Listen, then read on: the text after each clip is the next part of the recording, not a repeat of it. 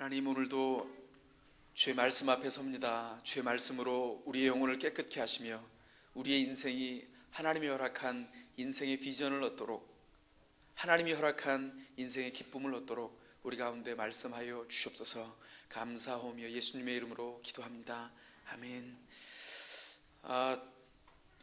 저희 교회는 어린 성도들은 자유롭게 몸으로 찬양하고 예배할 권한이 있습니다. 그래서 혹시나 그걸 못 보셨던 분들, 방해가 되더라도 지금 몸으로 하나님께 예배하고 있구나 이렇게 생각하시고, 혹시나 부모된 분들은 과도하다 싶으면 그때는 징계를 내려주시기 바랍니다. 오늘 저희가 팔복에 오랫동안 묵상해 왔는데 마지막 8번째 복을 묵상을 하려고 합니다. 팔복 묵상 저희가 처음 시작하면서 뭐라고 인사했었죠?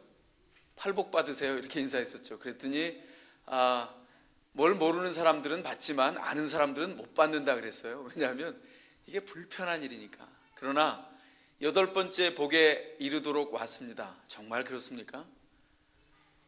하나님께서 우리에게 허락한 8가지의 복이 신자에게 한번 무슨 시험을 패스해서 건너가면 신자된 증명서를 주는 것이 아니고, 그 사람이 이 땅을 신자로 살아가는 동안 하나님 앞에서 어린아이처럼, 마치 어린아이가 태어나면 그 속살이 너무 예쁘잖아요, 그죠? 그래서 나중에는 예쁘다, 못생겼다 이런 얘기를 하지만 어릴 때 못생겼다 이렇게 말하는 사람은 사람 볼 줄을 모르는 거죠, 그죠? 어린아이치고 안 이쁜 사람이 없어요. 특별히 살결을 보면 그 살결이 새롭게 태어나서 보드랍고 아름답습니다. 신자된 자들이 팔복을 누리는 것이 그와 같다는 거예요. 어린아이의 새 살결처럼 하나님 앞에서 늘 응답하기에 부드러운 마음으로 하나님 앞에 세워진 상태, 그게 팔복이라고요. 불만이 없다, 우리 그런 얘기를 계속 구호로 얘기합니다. 마치 그 옛날에 학교에 가면 자나깨나 불조심, 너도 나도 지키자 이렇게 했던 표어처럼 우리 교회 표어죠. 불만 있어요? 불만 없습니다. 저희 집사람은 이 얘기 하지 말라고 저한테 강조하는데 그런 말을 들으면 웬일인지 더 하고 싶어요. 불만 없죠? 하나님 앞에서 주께서 우리에게 주신 마음과 삶의 상태가 어디에 있든지 주님 앞에 있다면 만족하다는 거예요. 오늘 8번째 복에 이르렀습니다. 8번째 복은 더욱 무지막지합니다. 뭐라고 말씀합니까? 의를 위하여 핍박을 받는 자는 복이 있나니? 뭐라고요? 천국이 저희 것이미요 그랬어요. 그래서 8가지 복의 첫 번째를 시작하는 복과, 이게 이렇게 논리적으로 문이 열렸다 닫히는 이렇게 악위가 맞게 되는 첫 번째 복과 8번째 복이 이렇게 맞닿아 있습니다. 첫 번째 복이 뭐였어요? 심령이 가난한 자는 복이 있나니? 어떤 보상이 주어진다고요? 천국이 저희 것이며. 근데 마지막 8번째 복도 의에 줄이고 의를 위하여 핍박을 받는 자가 복이 있는데 천국이 저희 것이다 이렇게 말씀하고 있어요. 연결돼 있다고요. 그래서 신자로 이 땅을 살아가면서 어려운 일을 맞이하게 될 것이고, 그 어려운 일에 대해서 어떻게 반응하느냐가 그 신자된 성숙의 표시다. 8번째 복이 우리에게 그렇게 말씀하고 있습니다. 의를 위하여 핍박을 받는 자가 누굽니까? 우리를 구원하신 예수님이 그렇게 살고 가셨던 것처럼 예수님처럼 살기로 결심한 사람들입니다. 세상에서 예수처럼 살려는 사람은 어떻게 되죠? 예수님을 따라가고, 예수님을 따라가는 자는 그리스도인, 크리스찬이라고 하는 별명을 들어요. 크라이스트 팔로워, 크리스찬이라는 별명을 듣죠. 예수를 따라가면 반드시 세상이 선물을 줘요. 예수를 따르는 사람에게 세상이 주는 선물이 뭘까요? 핍박입니다. 그래서 머리털 나고 교회를 처음 나온 분들 참 죄송합니다. 왜냐하면 예수를 믿으면 이렇게 편안하고, 그 한국에서 요즘도 그 선전이 있나요? 이제 4년 전이니까 구닥다리네요. 아파트 선전하는데 이 편한 세상 이렇게 선전했던 적이 있는데 아직도 그 선전이 있나요? 세상은 이 편한 세상으로 안내해 주는데 예수를 믿으면 편한 세상에 사는 것이 아니라 세상을 사는 일이 불편해진다고요. 왜냐하면 그동안 편안하게 느꼈던 것들이 생명이나 가치가 없었다라고 하는 것을 발견하는 새로운 눈이 떠지기 때문입니다. 그래서 표면적으로는 겉으로 드러나기에는 이건 참 좋지 않은 초청인 것처럼 보여요. 그런 면에서 참 죄송합니다. 세상은 예수를 믿는 자에게 선물을 주는데 핍박이에요. 그래서 핍박을 받아야 그 사람이 이 땅에 사는 신자인가, 예수를 따르는 사람인가 아닌가, 그걸 알게 된다는 거예요. 그래서 사도행전 14장 22절에 이렇게 말합니다. 하나님 나라에 들어가려면 많은 환난을 겪어야 할 것이니라, 그렇게 말해요. 하나님 나라에 들어가려면 환난을 겪어야 돼요. 환난을 통과해야 된다고. 참 재미없죠? 요즘은 교회들에서 예수를 믿으면 복이 와요, 행복해요, 이렇게 말하는데 저는 그냥 고지고대로 성경에 있는 말씀을 여러분에게 소개하는 겁니다. 예수를 믿으면 하나님 나라의 가치를 얻으려면 많은 환난과 어려움을 겪어야 그 일을 견디게 된다는 거예요. 핍박으로 인해서 마음고생, 몸고생을 겪어야 신자인 것을 증명하고 주님 앞에 들어갈 수가 있다는 것입니다. 예수님은 그래서 당대 제자들에게 이렇게 말씀했어요.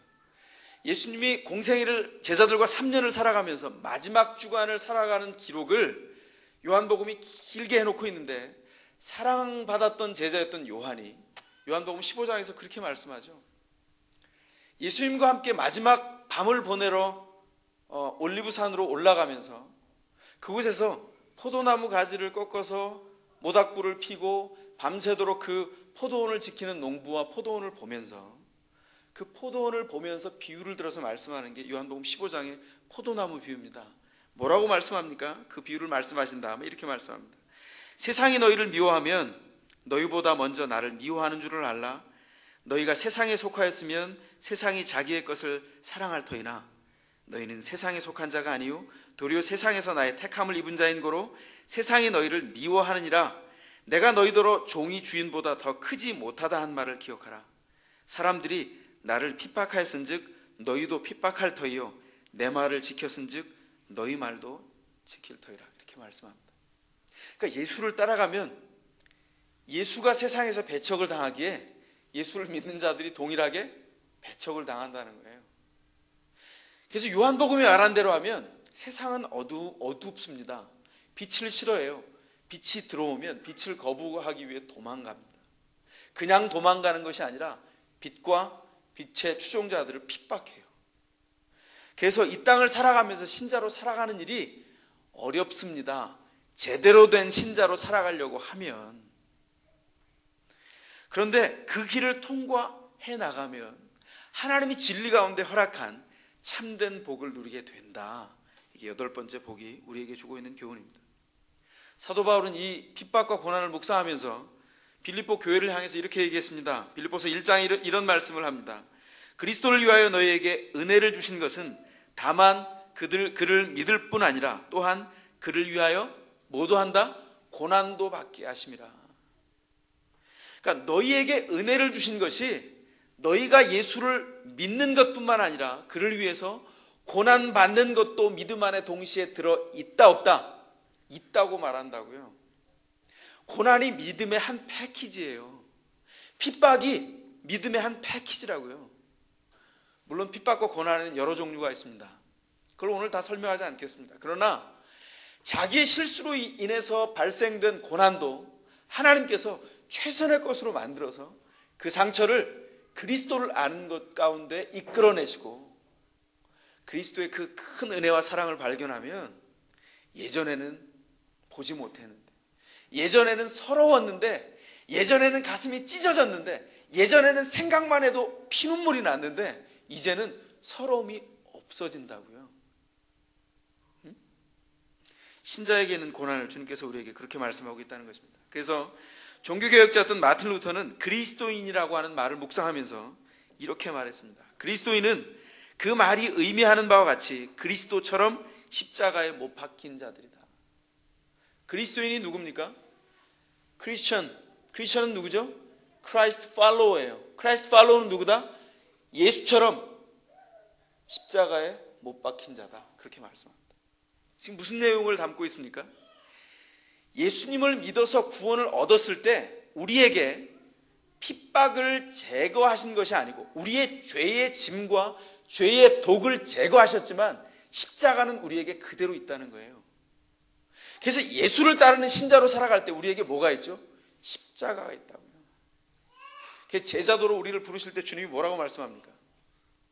너희가 나를 따라오려거든 자기 목숨을 미워하고, 목숨까지라도 미워하고, 자기 목숨까지 미워하고. 이게 얼마나 대단한 말입니까? 나를 쫓을 것이니라. 어떻게 해요? 내 십자가를 지고 나를 쫓을 것이니라. 그렇게 말씀했단 말이에요.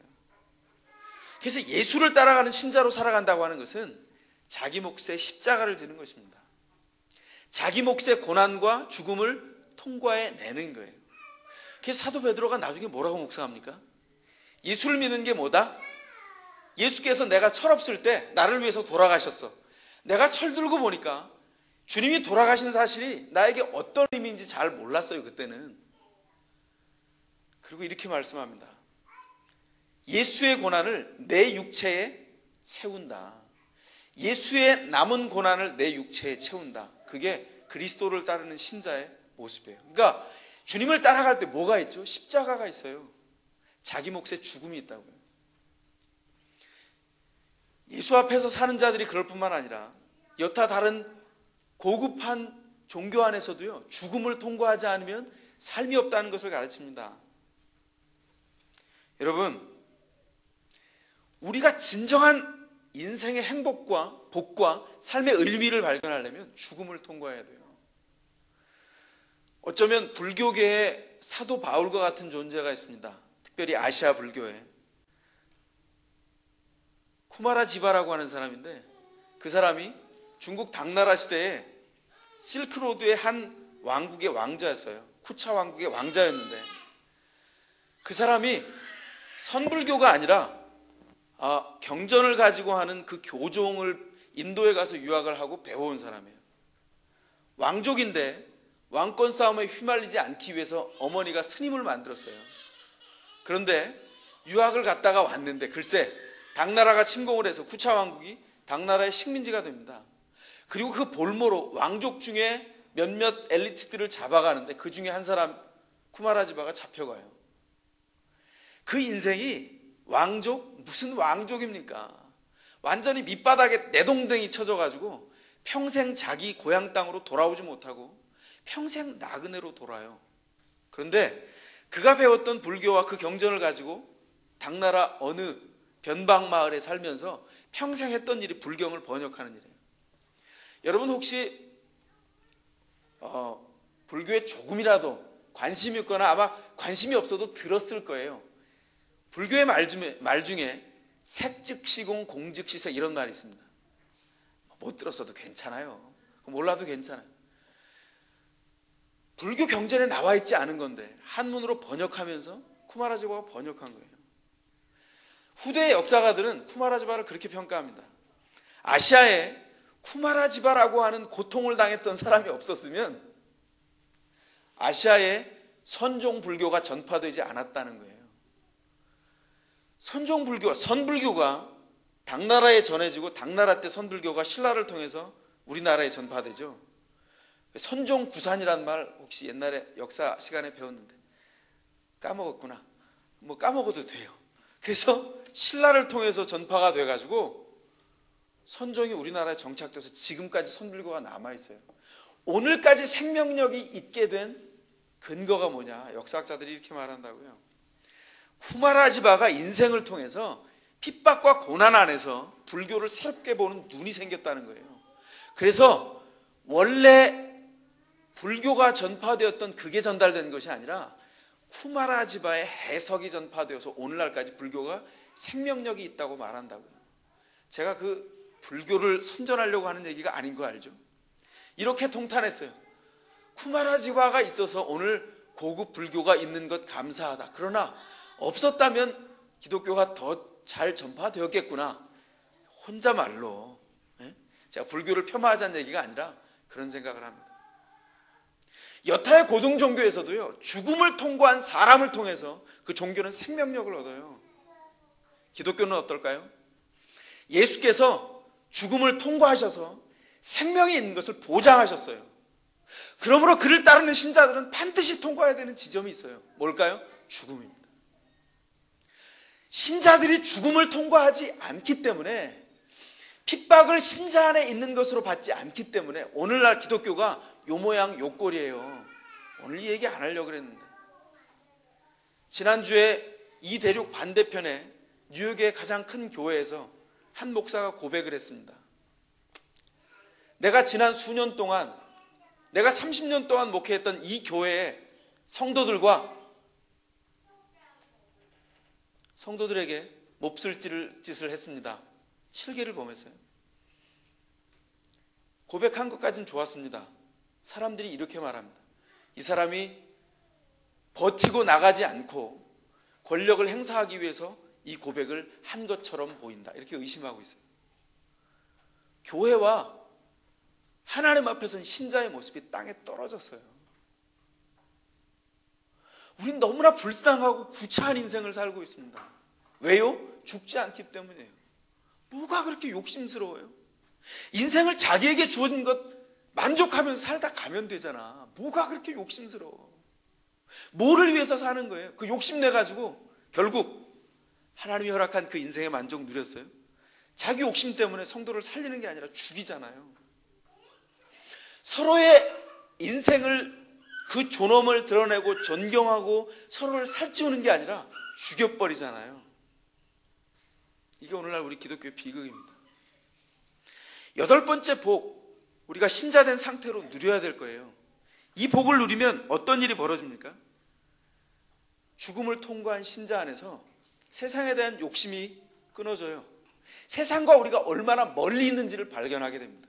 우리가 구별된 존재인지를 알게 돼요. 세상 사람과 똑같이 밥 먹고 자고 깨고 똑같이 일하지만, 세상에 살지만 세상 사람이 아닌 것을 우리가 알게 된다는 것입니다.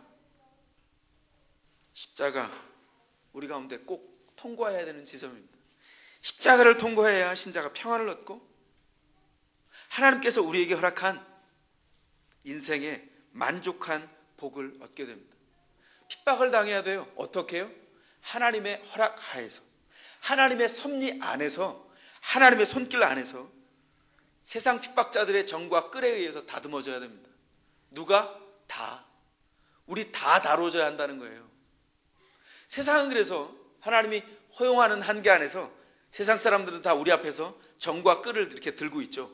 어떻게 다듬어 줄까? 근데 하나님의 손을 못 보면 우리는 어떻게 되죠? 정으로 맞으면 어떻게 돼요? 이게 비수가 꽂히는 거죠. 끌로 긁히면 죽음이에요. 원망이 어디로 가요? 그 사람한테 가죠.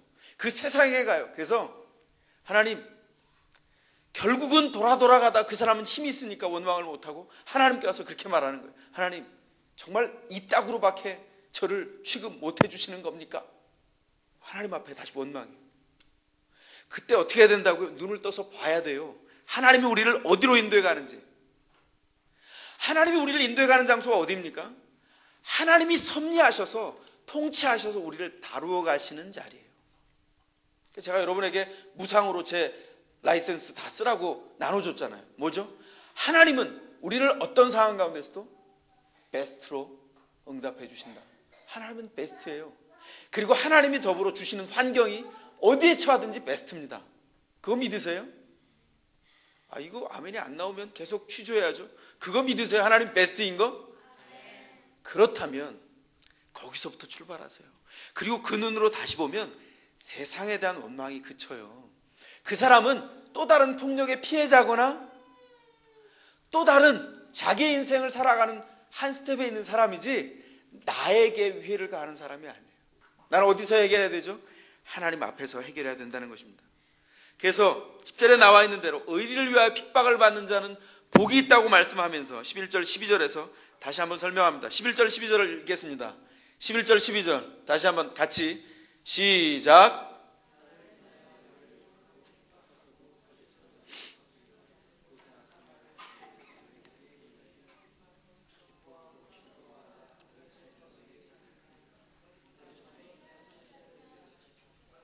아멘. 지금 11절 12절이 뭐라고 얘기합니까? 11절에서는 이럽니다. 10절에 나와 있는 의를 위하여 핍박을 당하는 자, 이렇게 표현한 것을 명확하게도 풀이하고 있어요. 뭐라고 말합니까? 의를 위하여라고 하는 말을 11절에서는 나를 인하여 그랬습니다. 의를 위하여라는 말과 나를 인하여라는 말이 동일한 단어예요. 동일한 전치사라고요. 뭐뭐를 인해서 뭐뭐를 이유로 하여, 뭐죠? 예수 때문에, 그런 말이에요. 오늘 본문의 의미로 하면 예수 때문에 핍박과 고난이 해석되거나 온 사람들, 그 사람들에게 복이 있다고 말하는 것입니다. 왜 그렇습니까? 예수로 인하여, 예수 때문에 만약에 그 일이 된다면 그 핍박이 바로 복이 되는 핍박이라는 것입니다. 신자가 되어서 주님의 삶을 따라 살다가 주님께서 우리의 인생의 중심이 되어서 핍박을 받게 된다면 그 일이 결국 우리에게 서러움의 핍박이 아니라 우리에게 인생을 해석하게 하는, 인생이 얼마나 의미 있는지를 발견하게 하는 놀라운 통찰을 주게 된다는 거예요. 이게 얼마나 감사한 일입니까? 이거 돈으로 못 사는 거예요. 하나님의 은혜 안에서만 우리에게 주어지는 것입니다. 그래서 우리가 이 복을 누릴 수 있기를 바랍니다. 세상의 핍박을 통해서 아무 힘들이지 않고 주님이 우리를 다듬어 가시는 놀라운 역사를 보게 된다면 여러분은 분명히 탄성을 지르고 말 거예요.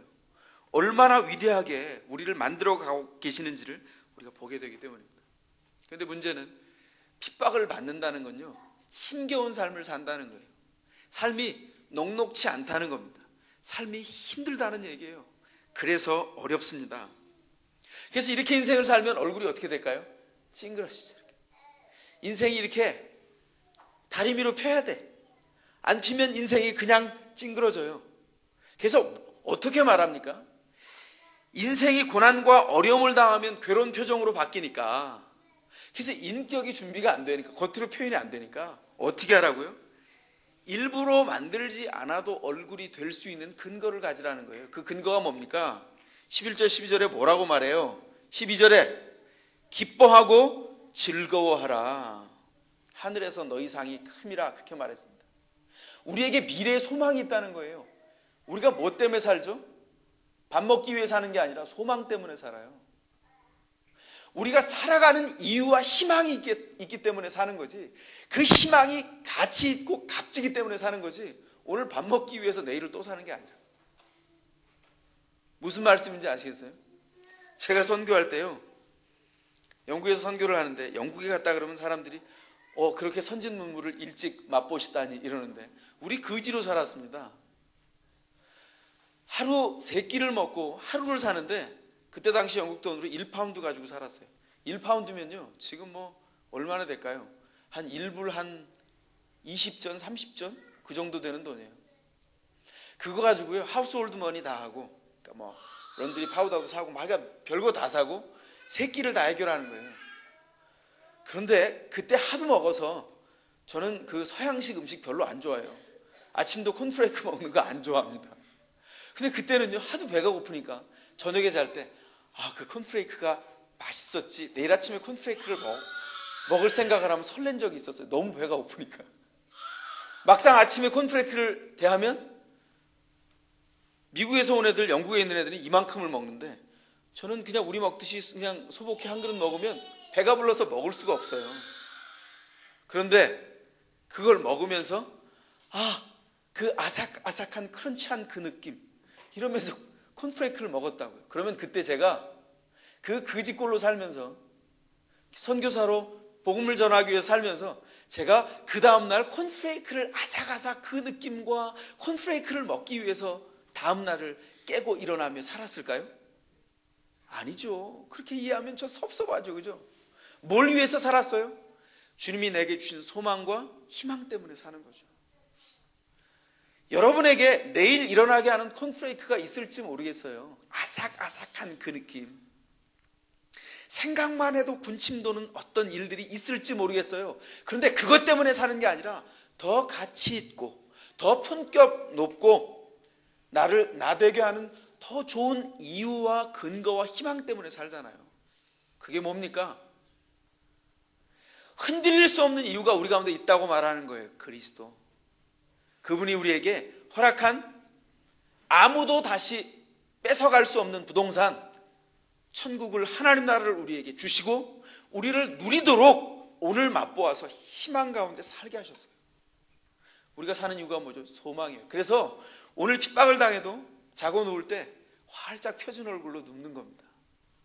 아이고, 하루 동안에 하루 분량의 핍박은 다 당했네, 이러고 눕는 거예요. 그리고 어떻게 하라고요?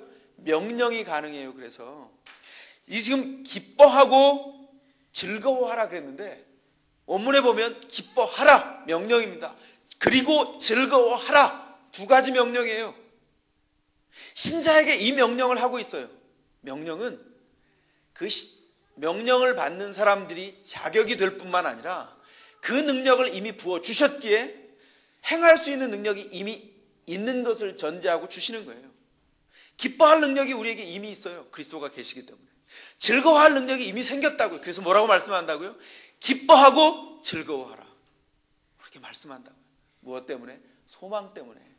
그래서 내가 저녁에 잘 때 핍박이 있어도 내가 기뻐해야지, 이를 아득아득 깨물면서 그 인간 이러면서 즐거워해야지, 이 화상에게 불을 질리십시오, 즐거워해야지, 이렇게 하는 게 아니고, 당할 때는 그 사람이 원망스럽기도 하고 용서할 수 없을 것 같기도 하지만 하나님 앞에 맡기며 내 연약함이 점점점 은혜가 큰 것으로 바뀌어서 기뻐하고 즐거워하라고 하신 명령을 수행할 수 있도록 만들어져 가기까지 주님 앞에 서는 거예요. 처음부터 그렇게 할 사람이 없습니다. 우리가 무슨 재주가 있어서 기뻐하고 즐거워해요? 에? 저를 포함해서 아무도 없어요. 저는 그렇게 안 되더라고요. 그래서 저녁에 돌아앉으면 집사람도 없을 때 저 혼자 방에 문을 닫고 앉아서 인상이 제가 신경 쓰자면 이렇게 되겠죠. 에? 오늘날 이 아침에 활짝 제가 꽃과 같이 펴있지 않으세요? 우리 딸들에 얘기합니다. 너희 꽃 보고 싶니? 아빠 봐라, 이렇게 얘기하고. 네, 우리 집 닭살 돋는 집이에요. 그리고 이제 제가 또 내일부터 한 3일 떠나 있는데 그럴 때는 아빠가 정말 보고프면 정원에 나가서 꽃 봐, 이렇게 얘기를 하죠. 그럼에도 불구하고 이렇게 활짝 꽃처럼 피기 전까지 뭘 했다? 하나님의 은혜 안에서 소망을 붙들고 그 시간을 건너갔다는 거예요. 여러분, 세상은 우리에게 그렇게 웃도록 만들지 않습니다. 즐거워하도록 만들지 않아요. 좌절과 어려움과 눈물을 줘요. 그게 선물이랍시고. 그러면 어떻게 해요? 그걸 받으면서 기뻐하는 거예요. 그래, 정으로 때리고 긁어라. 하나님의 정과 끌이 되어서 내가 하나님 앞에 다루어지리라. 주님 앞에 소망을 두면 그게 다 감사로 바뀌어요. 여러분, 그래서 인생에서 가장 중요한 게 뭔지 아세요? 하나님이 우리에게 주신 은혜의 손길을 경험하는 거예요. 마지막 8번째 복은 신자가 하나님의 손길 안에서 자기를 아는 것입니다. 그래서 기뻐하고 즐거워하는 거예요. 미래의 희망 때문에. 여러분에게 나중에 리더들에게 읽힐 책 중에 헤르만 바빙크라고 하는 신학자가 있어요. 그 사람 쓴 책은 다 어렵습니다.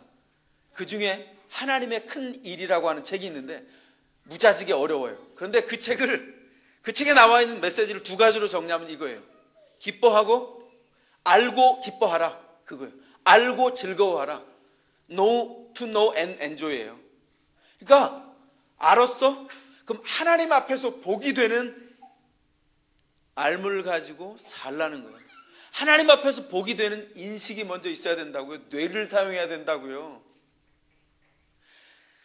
뇌를 사용해서 뭘 봐요? 미래에 우리에게 주신 소망을 봐요. 그래서 핍박을 피해가지 않고 즐겨당하고, 내가 원하지 않았던 건데 그 핍박 안에서도 즐거워할 힘과 약속 가운데 서서 당당히 그 일을 맞이한다고요. 그 사람의 인생은 깊어집니다. 깊어지지 않을래도 깊어져요. 하나님이 이 세상에서 누굴 보기를 원하는 줄 아세요? 깊어진 인생을 보고 싶어 해요. 인생의 의미를 아는. 그냥 살이 고깃덩이로 채워지고, 얘네들 말로 하면 우리는 석두라 그러지만, 돌머리라 그러지만 얘네 표현은 쓸 데가 없죠. 밑헤드라 그러잖아요. 그죠? 이 머릿속이 다 고기로 채워진, 주름이 하나도 없이 주름집 잡힌 것이 성도는 인생에 없어야 되는데 세상에서는 머리에 없다는 거죠. 주름이 안 잡혀 있어. 생각을 안 해가지고 쓸 수가 없어요. 석두는 이게 정과 끌로 머리에라도 새기지. 이건 어디다 새겨? 그 고기를 뭐 바베큐를 해 먹을 거예요? 뭘 해 먹을 거예요? 하나님이 우리에게 부르신 부르심이 있다는 거예요. 부르심을 알아야 그 복이 무엇인지를 알아요. 그 복을 알기까지 핍박은 우리에게 아무것도 아니라고 얘기하는 것입니다. 하나님의 복 가운데 이끄는 진리의 인식이 있어요. 그 복을 누려야 돼요. 진리가 이렇게 대단한 것이구나 알고 인조이하자. 그 어려운 책이 그 얘기를 하고 있다고요. 하나님 앞에서 여러분에게 도전합니다. 인생은 미래가 있다면, 소망이 있다면 어렵지만 대단한 것입니다. 그리고 언젠가 우리 안에서 명령하셔서 어려운 상황 가운데서 즐겨 기뻐하고 즐거워하게 신자가 준비가 되면 상황이 조금만 바뀌어도 큰 기쁨이 생겨요. 그리고 상황이 어려워져도 기쁨이 줄어들지 않아요. 그게 없으면 어떻게 되죠? 상황이 어려워지면 이게 무슨 라면 끓이는 냄비 같아. 그래서 상황이 좋아지면 팔팔 끓다가 상황이 나빠지면 엎질러서 화상 입고 이런 일들이 지속적으로 반복된다는 거예요. 신자의 삶은 이래서 안 된다는 것입니다. 제가 여러분에게 소개해주고 싶은 한 여자분이 있습니다. 이 여자분은 믿는 사람이었는데 싱글 때, 처녀 때 불신 남편을 만났어요. 몰랐는데 청년 시절부터 남편은 알코올 중독이었어요. 그래서 죽도록 고생했습니다. 남편이 평소엔 점잖은데 술만 먹으면 주사를 해요. 문제는 하루도 빠짐없이 술을 마신다는 거예요. 그래서 시집을 갔는데 시어머니가 또 핍박을 합니다. 교회를 못 나가게 해요. 그래서 주일마다 개구멍으로 도망쳐서 교회를 갔다가 돌아올 때는 남편에게 맞는 게 아니라 시어머니에게 죽도록 맞았대요.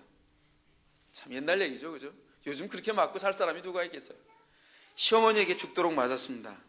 집을 뛰쳐나가고 싶었는데, 가출을 하고 싶었는데 하나님이 이게 의도와 뜻이 있겠거니 생각하고 참았어요. 나중에 자녀들을 낳습니다. 자녀들을 데리고 이 아이들만은 예수를 믿게 해야지 그랬는데 사남매가 있었는데 사남매가 하나같이 예수를 안 믿어. 그래서 40년 동안 눈이 오나 비가 오나 새벽이나 저녁이나 기도했어요. 그리고 40년이 지났습니다. 40년이 지나갈 어느 즈음에 제가 다시 만났을 때 완전히 변화되어 있었어요. 지금 제가 드리는 소개하는 이 여자분은 제 중마고 제 친구의 어머니예요. 제가 중학교 때 처음 만난 제 친구의 어머니인데 그때도 이미 머리가 하얘셨어요. 그때 이미 권사님이셨는데 제 친구가 그때 교회를 안 다녔어요. 이미. 그러니까 교회를 건성으로 왔다 갔다 하는데 믿음이 없어요. 제가 예수를 잘 믿게 되었는데 그 아이는 여전히 왔다 갔다 나이롱 신자예요. 제가 목사 안수를 받을 즈음에 제 중학교 때 친구를 다시 만났습니다. 한동안 소식이 끊어졌다가 다시 만났는데 놀라운 일이에요. 이 친구가 술 고래였는데 술을 끊었어요. 술을 안 마셔. 그래서 내가 나야 그렇다 치지만 너는 웬일이니? 그랬더니 나 예수 믿은 지 오래됐어. 나 교회 집사야. 이래봬도 글쩍글쩍 너는 안 믿겠지만 이렇게 얘기하는데 교회에서 재정집사예요. 모르는 분들은 그게 어떤 건지 모르겠지만 이게 교회가 많은 신임을 얻어야 그 집사 노릇을 할 수 있는데 재정집사 노릇을 하고 있어요. 그래서 제가 눈을 껌뻑껌뻑 하면서 봤습니다. 야, 참 목사지만 믿기지 않는구나 이러면서. 그리고 몇 개월 만에 새해가 됐습니다. 새해 세배를 드리러 그 친구 집에 방문했어요. 오랜만에 어머니를 뵈고 세배를 드리려고. 어머니가 완전히 백발이 되셨는데 벌써 10수년 전 일인데 어머니가 그때 벌써 70대 중반이세요. 머리를 하얗게 세셨는데 아이고 경사났네. 아들 친구분 중에 이렇게 표현하셨어요. 어렸을 때는 차녀가 이랬던 분이 아들 친구분 중에 목사님이 나셨네 이러면서 정말 버선발로 나오셔서 대청마루에서 저를 보자마자 저에게 큰 절을 하세요. 제가 어땠을까요? 절하십시오 이랬을까요? 몸들 바를 모르고 어머니 왜 이러세요? 이러고 절을 하고 일어나 앉았는데 더 놀라운 건 어머니 표정이요 천사 같아요. 그 풍상과 어려움을 다 겪어 나가신 70대 중반의 신자의 얼굴에서 하나님을 봤다고요. 그게 신자의 복이에요. 놀라운 건 그 사남매가 큰 누님부터 시작해서 한 사람도 다 빠짐없이 교회를 다니는 정도가 아니라 신실한 신자로 변모되어 있었어요. 어머니가 자랑하는 거예요. 우리 큰딸 예수 잘 믿고 우리 손주 손녀가 저보다 몇 살 차이 안 났거든요. 큰누님이 나이가 많으세요. 형님들 다들 고집이 세셔서 한 주장 하셔서 다 엇나갔던 사람들이 다 소개해 주는데 얼굴이 다 꽃과 같아요. 그 가족들이. 그때 하나님 앞에 선 신자가 어떻게 사는지를 봤어요. 그분이 뭐 했습니까? 40년 동안 뭐 대단한 일 했어요? 한국을 바꿨어요? 들었다 놨어요? 그런 일 없었어요. 아무도 알아주지 않지만 세상 한켠에서 자기 인생을 하나님 앞에 신자로 성실하게 살았어요. 그리고 신자가 해야 할 가장 중요한 일을 했어요. 뭘까요? 생명을 변화시키는 일이에요. 자기에게 허락되었던 생명을 변화시키는 일이에요. 한 신자가 그 자리에 40년을 있었더니 생명을 변화시키는 역사가 생겼다고요. 그래서 제발 여러분에게 늘 드리는 말씀이지만 제발 좀 칠렐레 팔렐레 딴 데 가려고 튀지 좀 마세요. 하나님이 붙드신 그 자리에 있으면 하나님 그 자리에서 그를 변화시키세요. 놀라운 인생으로. 하나님이 핍박을 두신 이유는 바로 그곳에서 신자의 복을 누리도록 하시기 위해서입니다. 오늘도 우리에게 핍박은 계속 있죠. 분투가 계속돼요. 왜냐하면 우리가 신자로 살아가기 때문입니다. 그래서 제가 목사로 살아가면서 질문이 있어요. 교회가 있는데 이 교회를 다음 세대에게도 자랑스럽게 물려줄 수 있을까? 이게 제 질문이에요. 교회를 향해서. 그러려면 어떻게 해야 되죠? 부끄럽지 않으려면 성실하게 이 교회를 하나님이 허락한 대로 고민하고 기도하고 만들어 가야 돼요. 가장 첫 번째 중요한 건 뭐죠? 신자로서 제가 먼저 사는 거예요.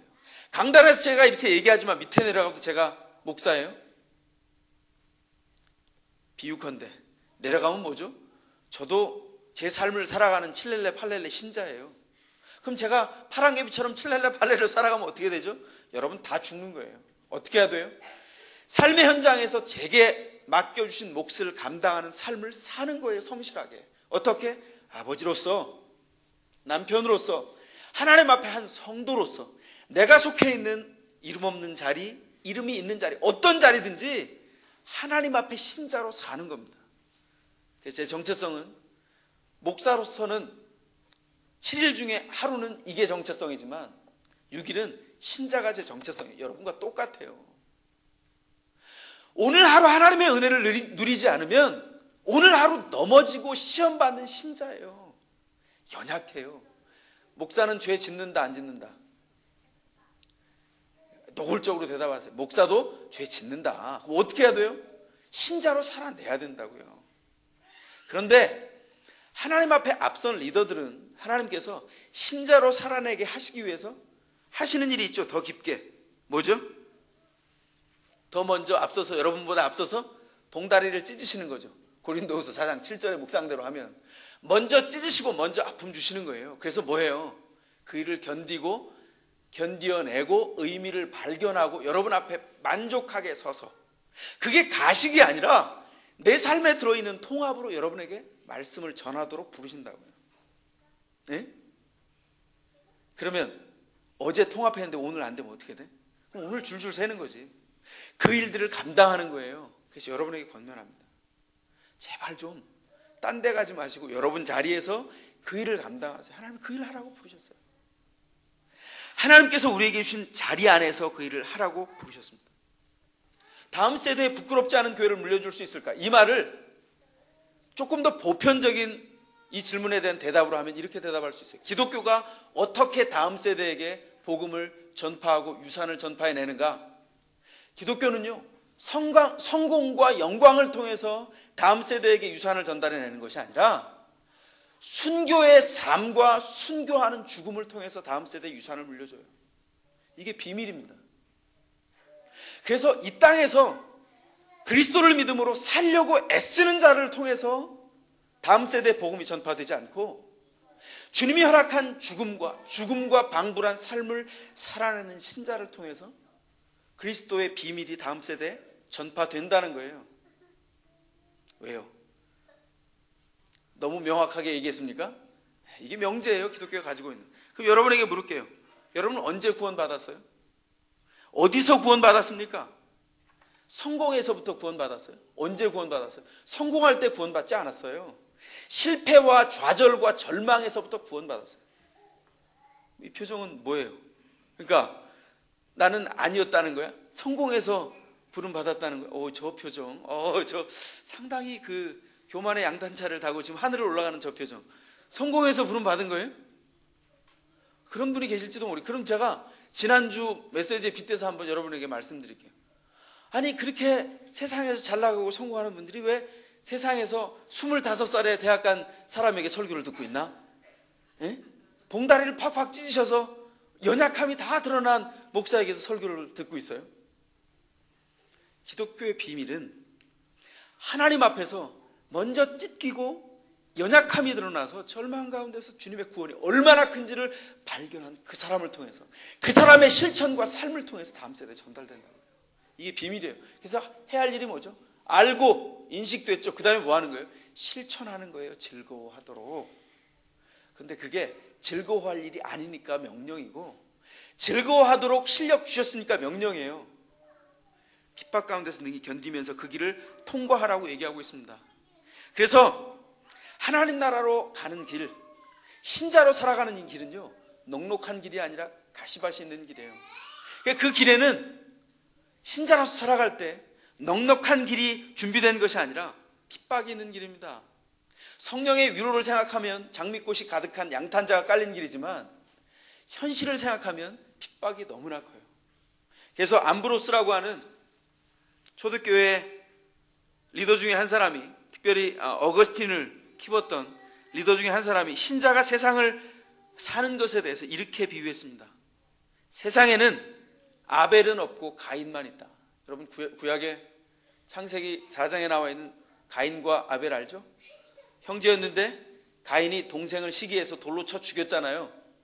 세상에는 폭력을 행사하고 하나님의 은혜를 모르는 가인만 있지 아벨은 없다는 거예요.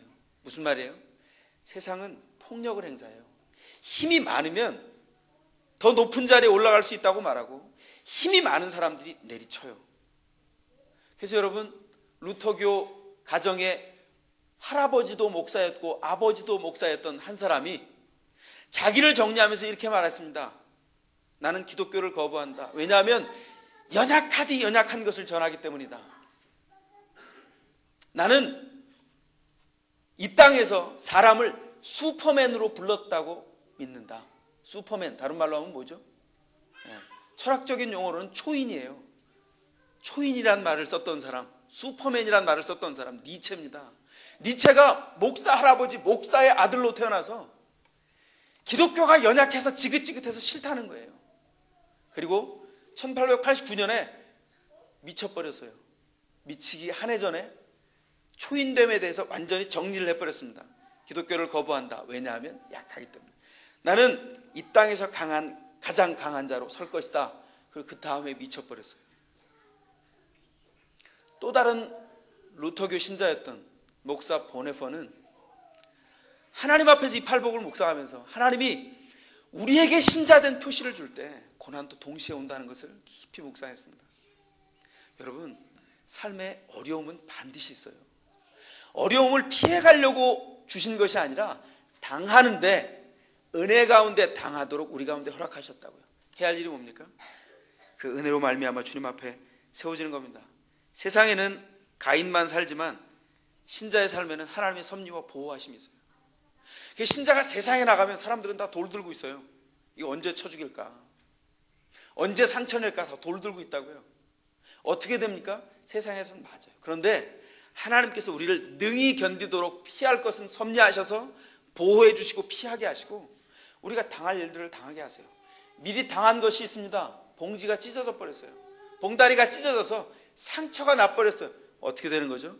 걸작품으로 우리를 하나님 앞에서 드러내도록 하시는 겁니다. 여러분 앞에서 하나님이 허락한 성도의 삶을 살아가면서 이 분투를 감당하세요. 제가 어제 이메일을 하나 받았습니다. 이 이메일을 받고 저희 집사람하고 참 얘기하면서 많이 울었어요. 오늘은 제가 암호문처럼 소개를 하겠습니다. 구체적인 내용은 빼고. 내용은 이렇습니다. 좀 더 시간이 필요한 듯 합니다. 용서란 누구에게서 그 사람의 미안하다는 말로 되어지는 것이 아닌 것을 요즘 느낍니다. 용서란 우리 주님과 나와 둘 사이에서 되어지는 거고 또 다 잊어버리는 거라고 하시는 듯하네요. 제가 가야 할 길이 있기에 좀 더 성숙한 곳으로 부르시는 주님의 부르심을 경험합니다. 주님은 다 날 위해서라고 말하시는데 왜 전 이렇게나 어린 행동으로 그 하나님의 마음을 모르는지 모르겠습니다. 누군 상처를 주고도 우리 주님께 쓰임받는 것 같이 보이고, 누군 상처를 받아 모든 게 다 병들어가고 있는데 우리 주님 자꾸 멀리만 느껴질 때가 있는지 모르겠습니다. 자꾸 상처받은 사람은 용서만 해야 하는 건지 주님은 그걸 자꾸 원하시는데도 저의 이 모습은 참 하나님께 불순종을 하네요. 목사님, 그렇지만 우리 하나님은 공평하시고 성실하셔서 그의 뜻을 이루실 것을 믿습니다.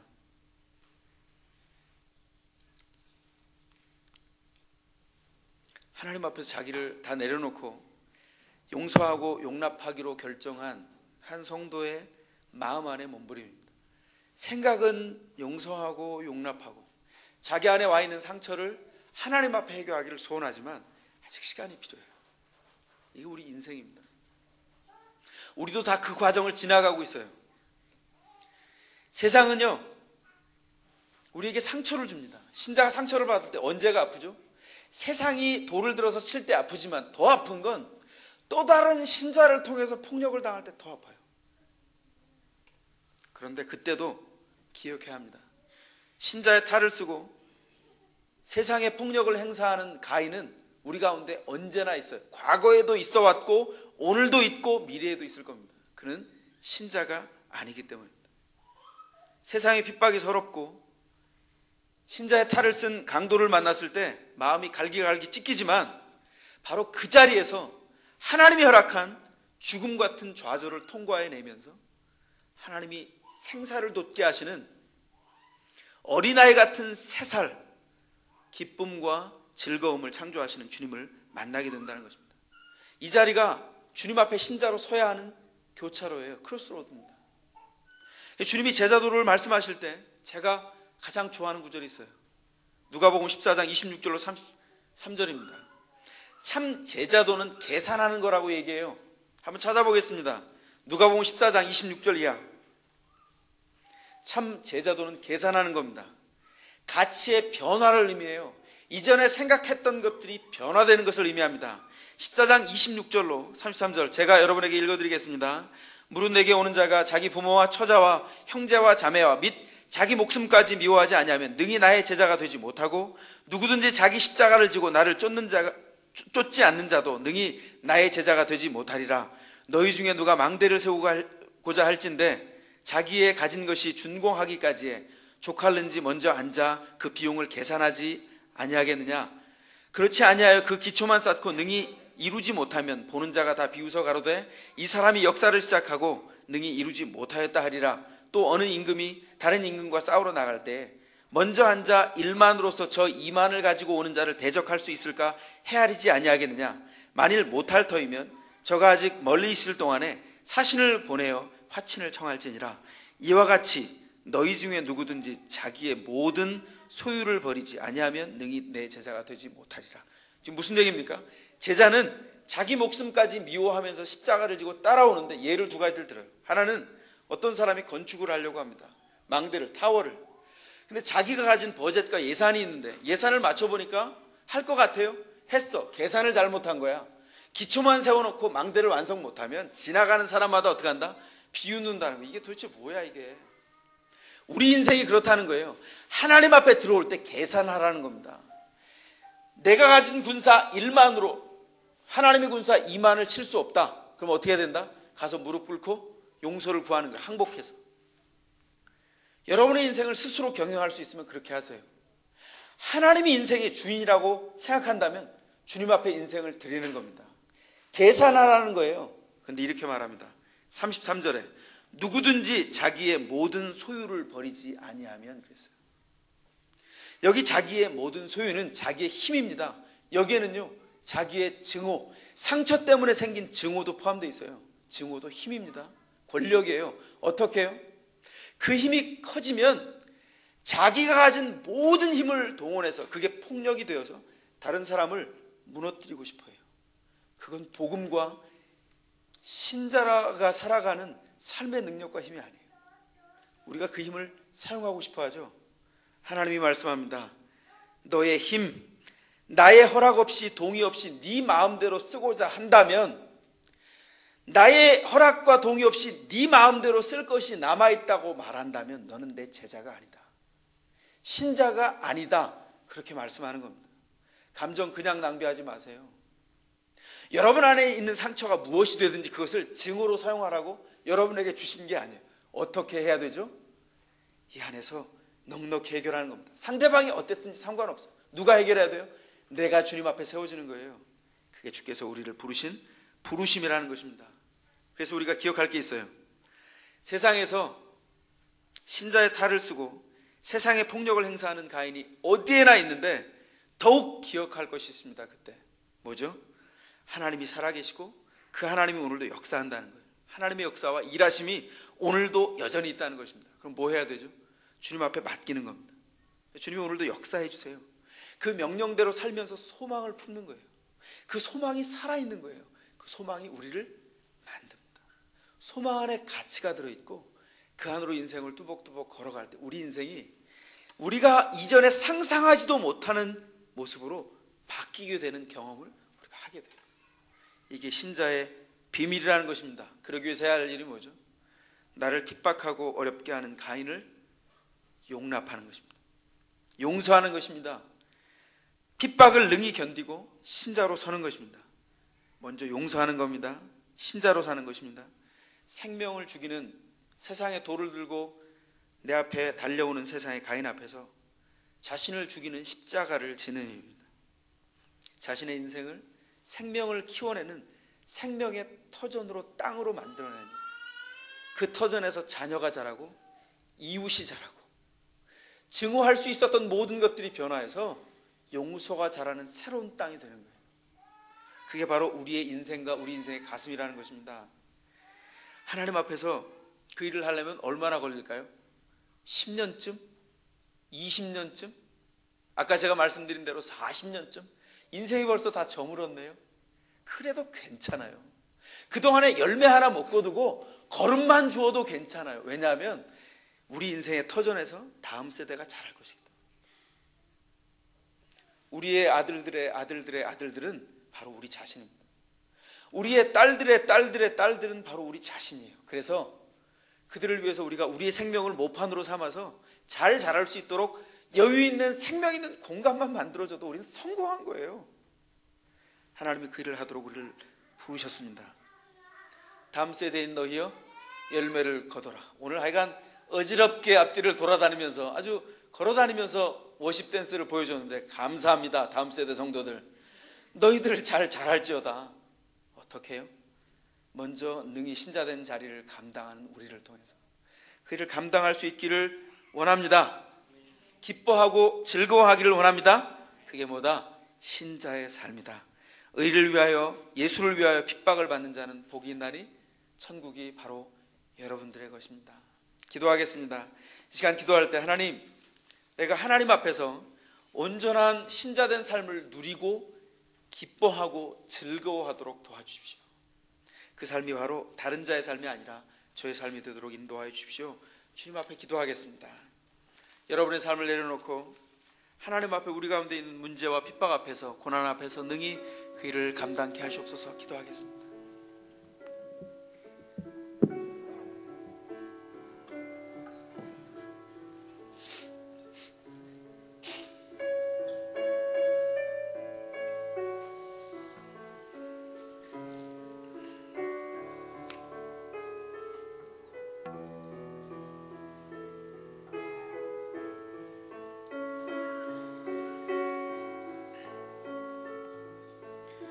여러분 가운데 있는 정말 용납 못할 여러분 삶에 어려움과 흠집이 있습니까? 상처가 있습니까?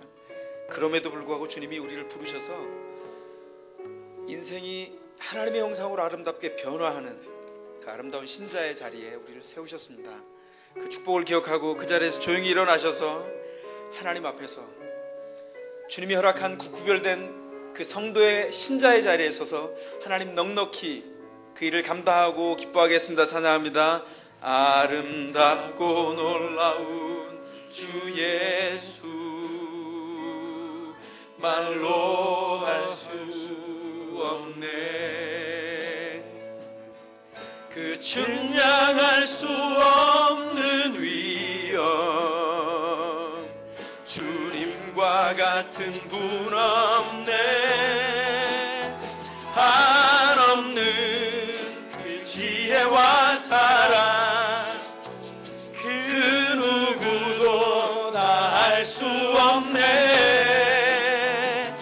아름답고 놀라운 주 예수, 보좌에 앉으셨네. 주님 앞에 내가 섭니다. 주 앞에, 주 앞에 내가 서 있네.